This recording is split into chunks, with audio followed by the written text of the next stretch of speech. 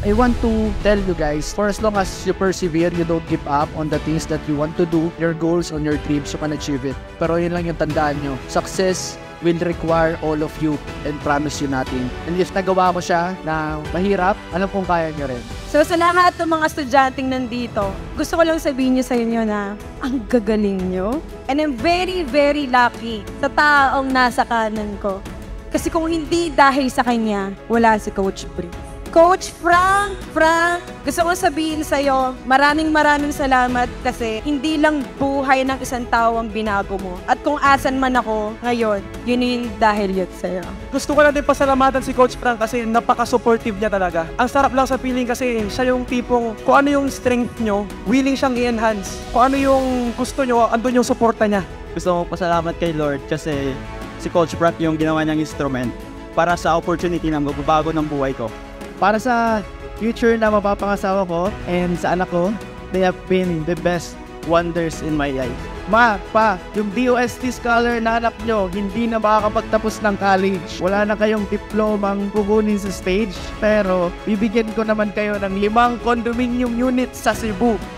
Let me know next year, sinong pupunta ng Cebu? I will give you a free accommodation on my condominium, basta MSP ko! Lastly, thank you, Coach. Kung wala ka, hindi mangyayari to. So, palakpakan nyo naman si Coach Frank as I end this. And thank you, thank you.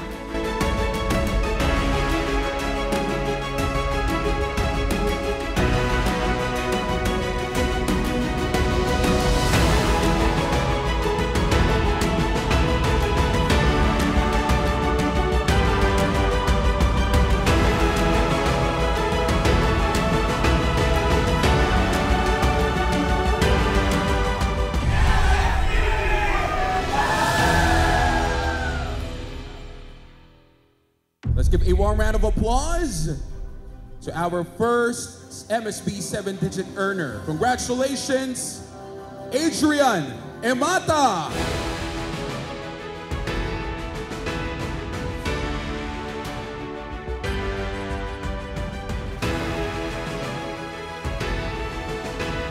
Siguro ang konting speech lang, just continue to humble yourself. Kasi yun yung natutunan ko. Kahit matanda ako kay Coach Frank, kumbaga ano pa rin ako, humble myself. Sana ganun din kayo guys. Tanda, bata, continue to humble yourself. 3 things will last forever sa buhay natin. Hope, faith, and love. But the greatest is love. Thank you. Now next, congratulations, Mr. Arjun Kenneth Liboon.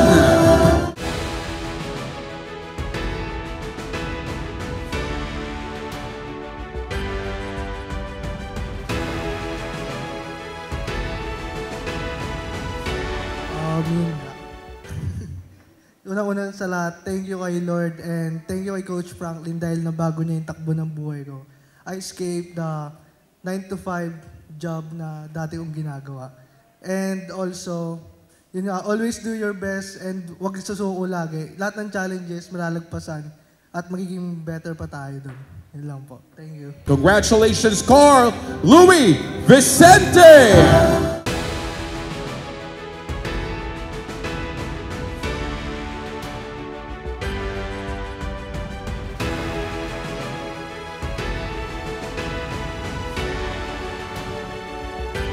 Una-una, Mama, kung nandiyan ka man, no, wala man lang akong diploma, meron naman akong ganito. Yeah. Ay, don't.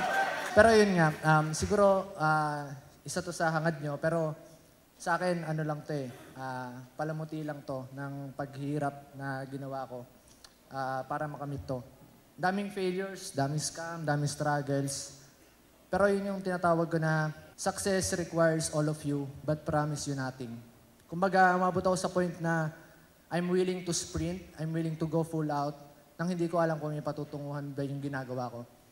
And I want to tell you guys na for as long as you persevere, you don't give up on the things that you want to do, on your goals, on your dreams, you can achieve it. Ako, dati lang akong bata, nag-hangad, as kay coach, sabi ko, kung pwede, no, na makakuha ako ng knowledge. Handa ako magtrabaho ng libre, walang ibabayad sa akin. Gusto ko lang makuha ng knowledge at maging under his wings. Pero more than that pa yung natanggap ko. In terms of knowledge, in terms of finances, in terms of mindset, In terms of right circle, yan, kila Coach Frank, kila Coach Joseph, sa lahat. Super thankful ko dyan. So sa akin, worth it guys. Worth it yung paghihirap, yung puyat, yung struggles. Alam ko, pag uwi nyo sa event na to, back to reality tayo. Pero yun lang yung tandaan nyo. Success will require all of you and promise you nothing. But the question is, are you willing to fulfill the requirements that is needed for you to become successful? I'm not saying na successful na ako. I'm just saying that somehow I improve a lot with the help of Coach Frank, with the help of other coaches. And if nagawa ko siya ng mahirap ako before, alam kong kaya nyo rin. So yun lang. Thank you guys. Thank you Coach Frank. Thank you God. I appreciate you all. Now for our next awardee or MSP 7-digit earner awardee, congratulations, Crystalline May Rivera!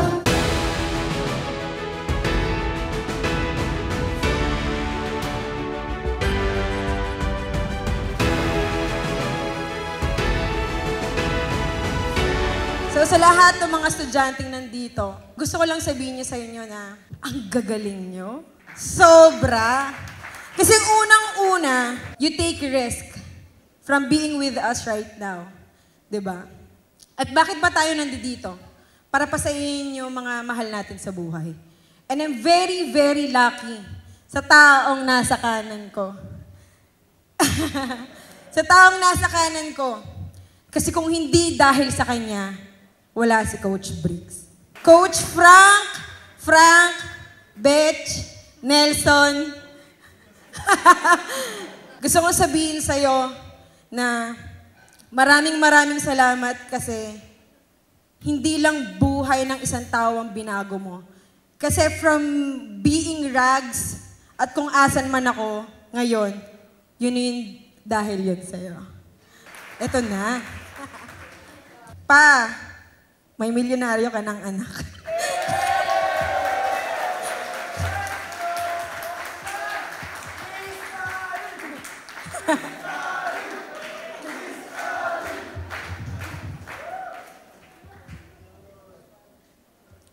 Hindi yan para sa akin. Para yan sa'yo.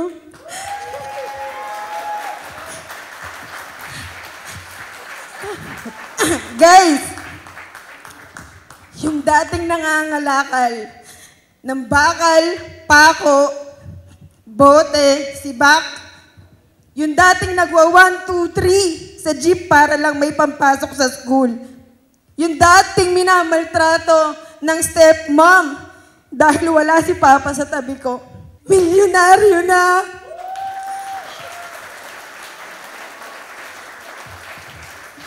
Ngayon pa, kinukwento ko sa mga estudyante ko, nung unang araw na binulungan mo ko kasing wala kang pera, that was my graduation day. Sabi mo sa akin, Neng, ordihin mo lahat ng gusto mong kainin. Sabi ko, akala ko naman, may pera. E di umorder naman ako sa Jollibee. Pag-order ko sa Jollibee, dami kong in-order. Tapos sabi ko, Pa, anong o-orderin mo? Sabi niya sa akin, soup lang ako, anak. Soup lang. Sabi ko, bakit soup lang? Sabi, binulungan niya ako. Yun lang kasi yung kaya ng pera natin. Sabi ko, from that very, very moment, sabi ko, tang-ina, di pwedeng mamamatay akong mahirap. Kasi kung napapansin niyo, tatay ko matanda na eh. And every time I'm seeing him, feeling ko I'm running out of time. Feeling ko I'm running out of time. And lumaki ako nang walang nanay eh. 7 months pa lang ako, patay na nanay ko. At si Papa lang yun na nandiyan dyan. But, ngayon pa, ngayon ko sasabihin sa'yo na orderin mo lahat ng gusto mo. Diba? Orderin mo lahat ng gusto mo. Ibibili ko yan sa'yo. Gagawin ko lahat ng makakaya ko. Kahit ako yung isang sacrificial lamb sa pamilya natin para maihahon ko lang kayo sa kahirapan. Maraming salamat pa. I love you. Congratulations, Jefferson San Jose.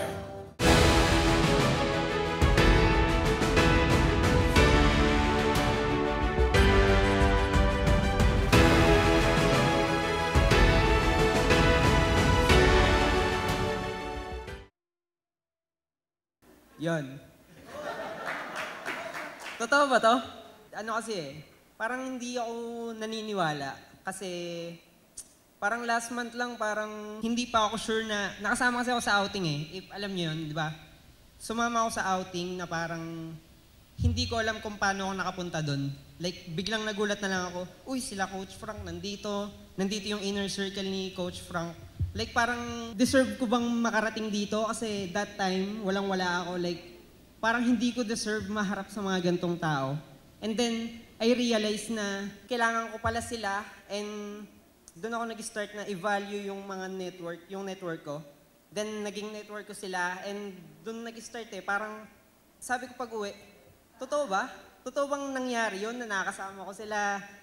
Sinabi ko, actually, ang nagsabi lang sa akin yan, si Justin, si mentor ko yan, si Coach Justin. Hey!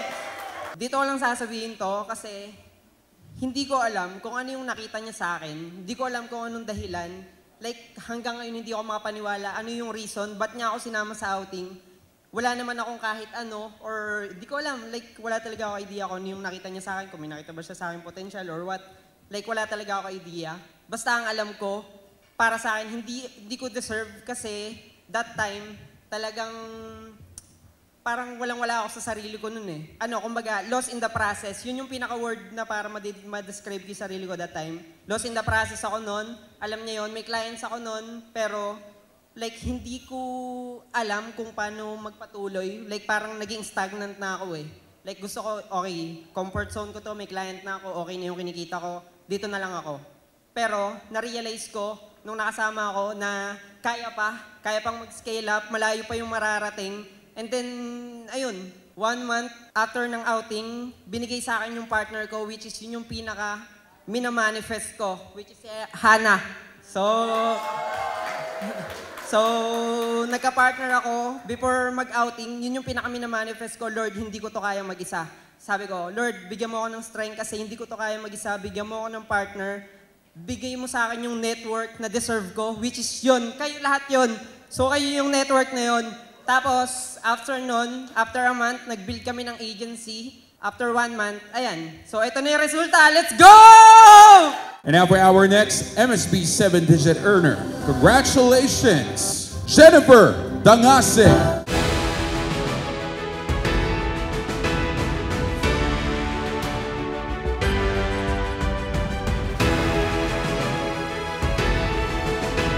Hello, good evening everyone. So first of all, I just wanted to say thank you, Coach Frank. So kung hindi dahil sa'yo, wala kami dito lahat. So, palakpakan for Coach Frank mo. So, ayun. So, siguro ang sasabihin ko na lang, advice to everyone. So, dati kasi, bago ako sumali ng MSB, natatakot ako mag-take ng risk kasi akala ko talaga scam siya. So, siguro, yung nasa isip nyo na natatakot kayong gawin, i-pursue nyo lang. Parang take risk, baka hindi nyo alam, yung risk na yun pala yung magpapabago ng buhay nyo. Which is, yun yung nangyari sa akin ngayon. So, ayun, takeaways lang din. So, hindi porket nag-earn ka na, marami ka ng pera, may client ka na and everything. Parang hindi ka nakikilos. So, always seek for knowledge and be the best version of yourself every day. Thank you.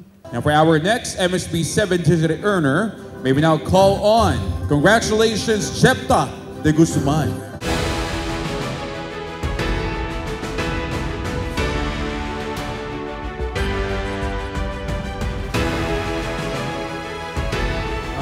Speech ko lang, thank you kay Lord. Siyempre, una-una, thank you rin kay Coach Frank dahil sa opportunity na to. Itong opportunity na to, although student pa lang ako, nakagawa na ako ng business. Gusto ko lang din malaman nyo kahit marami kayong ginagawa kahit estudyante pa lang kayo. Pwede nyo ipagsabayan ang negosyo sa pag-aaral.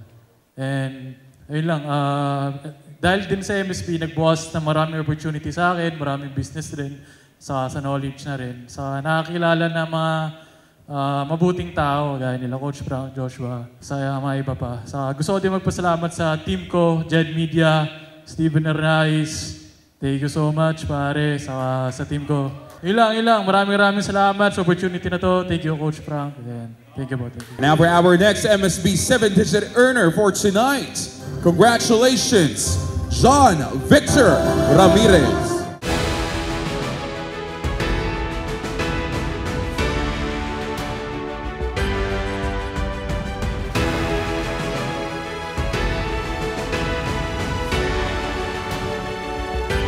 Alright, so una sa lahat, nagpapasalamat ako kay Lord dahil narating ko ito. And grabe talaga. Grabe. Woo! Okay, so gusto ko lang balikan din at pasalamatan si Coach Frank kasi November yun eh. And then nakita ko yung post niya. Alam naman natin lahat tayo nakikita yung mga post niya, sikat na si Coach Frank eh. And then, ang saya lang sa feeling kasi ako yung tipong nangungulit kay Coach Frank sa Instagram kung paano mag-enroll. Eh, alam ko busy na tao si Coach Frank. Tapos, from that to here, parang, wow, ang sarap sa feeling. And gusto ko lang din pasalamatan si Coach Frank kasi napaka-supportive niya talaga. Lalo na sa skill na gusto niyong tahakin, napaka-supportive niya. And ako kasi thumbnail designer ako. And nung pinesend ko yung thumbnail service ko kay Coach Frank, talagang andun yung support niya. Andun yung talagang, sige bro, ilagay mo yan dito. Sige bro, itry natin yan.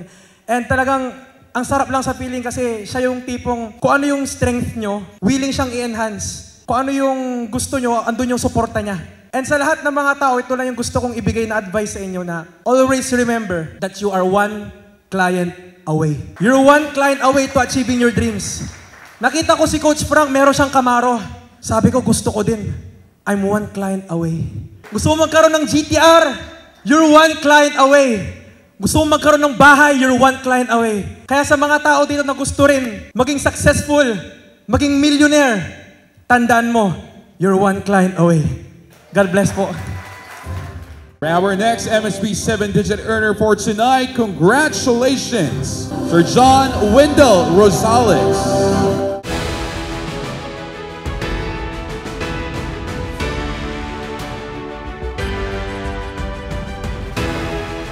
First of all, I would like to thank you, Coach Franklin, for this opportunity and also God sa partner at sa partner ko. Magbibigay na lang ako ng konting aral para sa inyo. Na-achieve ko ito dahil I gotta have the dedication and the discipline.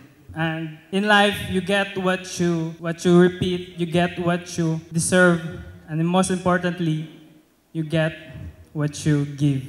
Thank you. Now for our next MSB 7-digit earner for tonight, congratulations, Joshua Alfred Quizon.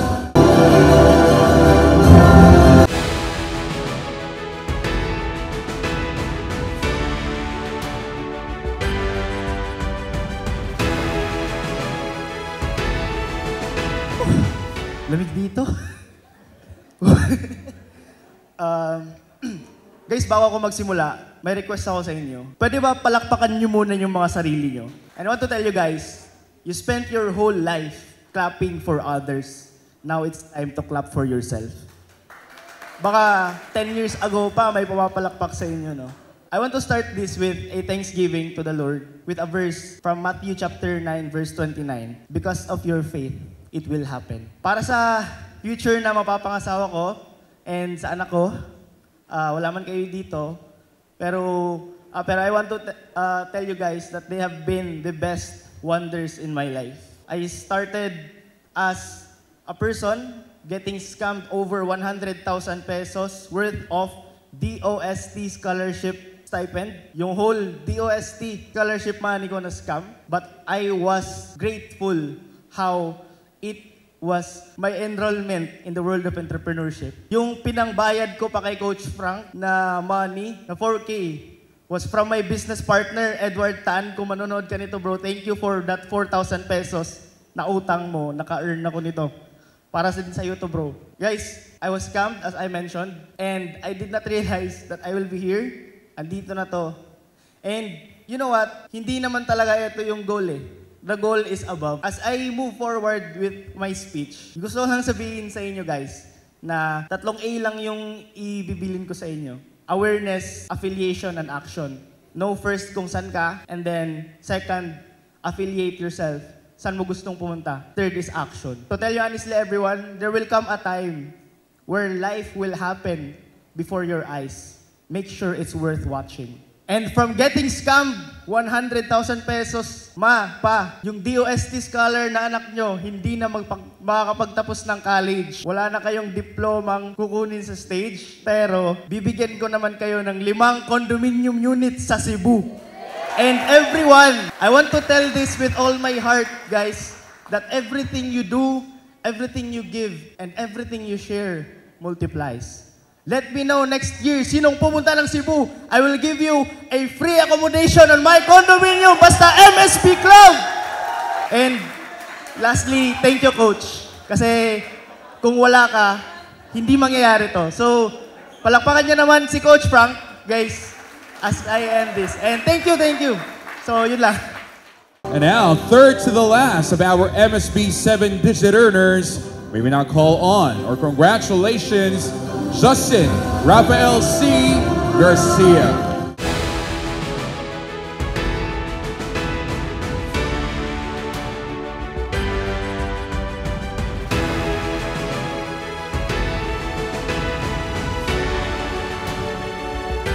Nakakatuwa maging bobo. Kasi, nung bobo ako, nagkodigo ako. Kundi dahil doon, di ako magiging milyonaryo. Kasi nung nagkodigo ako, nakilala ko si Franklin! Ganun yung sigaw ng nurse eh. Munti ka na siya mahuli. Kaya advice ko sa inyo, pag nagka-client kayo, lagi nyo iingatan yung relationship nyo sa kanila. Kasi ngayon, marami akong client na 2 years na dahil sa relationship lang.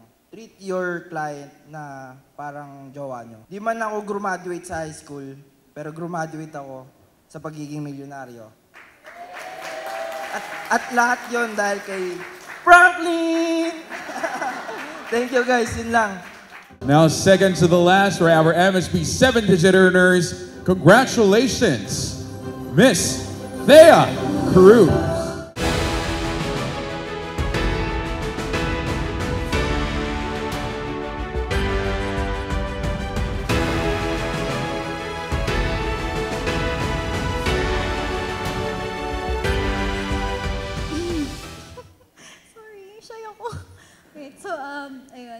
Kagaya nung sinabi ni Coach Russ earlier, if naalala niyo yun na ang kalaban natin is, ano yun, basta parang yung hindi tayo motivated. Di kasi ako prepared for this, pero thank you so much, Daddy Frank! Father of MSB, Coach Frank! Okay na, tama na. Ayun, first of all, ayun, balik tayo dun sa kanina. Doon na lang. Ayun, alam ko lahat tayo na iisa lang yung goal natin, and it is to have time freedom and especially financially freed. Ayun. Kasi hindi ko pa naman makakonsider yung sarili ko na successful, but rather in a much better position, I would say. Every time you catch yourself na parang bumabalik kayo sa, parang gusto nyong give up, always tell yourself na it's going to happen because I'm gonna make it happen. Ayun lang. And now, last but not the least, for our MSB 7-digit earners for tonight, congratulations, Steven Tandoy Arnaiz.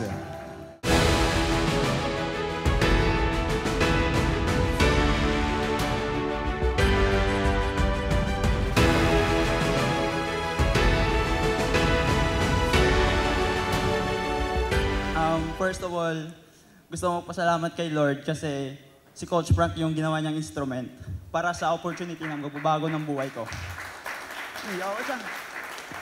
Siguro, masasabi ko una sa mga taong nahihirapan dito kasi alam ko hindi ganun kadali yung magiging journey natin dito lahat. Ako, na-meet ko yung MSB, wala akong pera. Tapos iniwan ako ng jowa ko kasi nga wala akong pera. Wala akong purpose.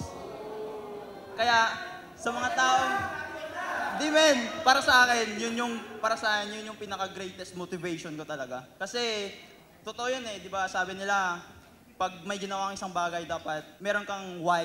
So, which is yun yung pinakamalalim na why mo. Pero minsan kasi, kailangan natin ng parang short goals or yung parang magmo-motivate sa atin everyday. And minsan dun mo siya makikita pag nasasaktan ka na, pag inaapi ka na. Yun yung magpupush talaga sa'yo para alam mo yun, hindi man siya revenge, kundi para alam mo yung patunayan sa kanila na hindi, meron akong may purpose ako, may worth ako. Hindi nyo man yun nakikita ngayon, pero in the future makikita nyo yan. And ayun, talagang nung na-hit ko to, parang dito ngayon, nakita ko siya, parang nagsastuck lagi yung quote na nababasa ko na, an empty wallet, an angry stomach, and a broken heart can teach you the best lesson in life. Ayun lamang po, and maraming salamat. Again, let's give a warm round of applause to all of our MSB 7-digit earners for tonight. And of course, if we have the 7-digit earners, we have one 8-digit earner.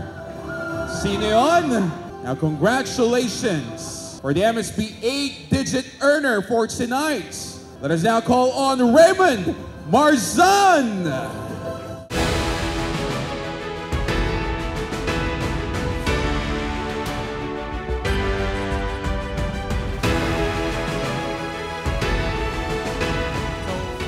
Thankful, di ba? Not taking this chance for granted. Actually, very unexpected kasi little history. Nagkakilala kami ni Franklin actually sa e-commerce pa. Nakilala ko siya through e-commerce. Tapos, around 2021 yun nung namamatay ng e-commerce. Kaya nakita ko nagpo-post siya ganyan. Noong time na yun, wala pa siyang content. Yung followers niya less than 1K. So, akala ko parang scammer pa siya ganyan. Pero nakita ko yung opportunity na binigay niya. I took it and I ran with it. Hindi siya mabilis. Di ba? Kasi syempre ngayon, lahat tayo may dopamine, masaya. Daming may mga na-achieve. Pero ang reality, isa sa mga, actually lalo na, ngayon MSB clients natin, $1,000 per client.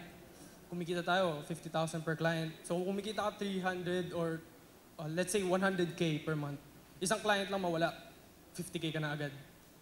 So, syempre, 2 years na ako, naranasan ko na like wala akong na-onboard na client, tapos wala akong ginawa kundi mag-lose ng clients. So noong time na yun, grabe yung mga anxieties. Chinachat ko pa si Franklin noon na parang, anong gagawin mo kung nawawalan ka clients? Ganyan. And isa sa mahirap marinig minsan if things don't go our way is to just keep working. Yun ang reality eh. Wala namang tutulong sa atin. Yun, kahit anong chat ko kay Franklin na parang baka may matulungan siya, baka bigyan niya ako client or what. Pero yun ang reality eh. Like, things didn't go my way, pero ang only option ko lang is to work. Keep working. Parang kailangan mo psychohin sarili mo na ganun ka ba kayabang na sa efforts na binuhos mo, you think you deserve na sobra-sobra na. It takes a lot of effort to seem effortless, and it's important to know why you failed kesa sa being successful and you didn't know how you get there. Actually, very random kasi wala ako sa loop ng MSB. Nung nakuha ko yung opportunity kay Franklin noong time na yun, like Zoom call lang yung turo niya. Nakuha ko noong 2021, off-grid na ako. Wala ako sa mga Facebook groups, wala ako sa mga GC. Tapos, ewan ko, like last week, very coincidentally, chinat ko lang si Franklin, parang namusta ko siya, ito na yung progress ko. Tapos, na-mention niya may ball, so that's why I'm here. Pero, yun ang, di ba may stigma na like, work smart, not hard. Pero I suggest you do both. Kailangan mo dalawa, work smart and work hard. And siguro yung utak kasi ng tao, para siyang lupa. Tapos, ikaw, farmer ka. Wala siyang pake kung ano itanim mo, pero yun yung tutubo. So kung may lupa ka, tapos tinanim mo is fruits, bibigyan ka niya ng fruits. Pag tinanim mo poison, yun din ang tutubo. Very powerful tool yung utak natin. Kailangan very meticulous kayo sa kung ano ilalagay nyo, ano itatanim nyo. Mga Netflix, like, di ba minsan cringe, parang hindi tayo nagde-Netflix yan. Kasi entrepreneur tayo, ganyan. Pero yun ang reality eh. Lahat ng tao is trying to convince you na ito dapat ang gagawin. Pero you have to be smart enough to know na do they really have your interest at heart. And ako like, madami akong sinasalihan mga entrepreneurship, ganyan. Ay, pwede pa magmura, sorry. Pero si Franklin yan, isa siya talaga sa mga genuine na nakilala ko na parang he has your interest at heart. Sa tingin ko, the way he operates is true purpose na talaga. Hindi ba yung materialistic things? Yung materialistic is consequence na lang. Parang yun na lang yung talagang imposible hindi na makuha. pero he's operating through purpose. Isipin mo, ang dami natin tao dito. Lahat to kumikita at least. Kahit na let's say, lahat tayo kumita tig 10,000. Malaki yun para sa isang tao. You have to seek discomfort. Yun lang siguro ang best way para talagang continuous growth. Kailangan mo maging comfortable being in an uncomfortable position. And yun lang. Yeah. That's all.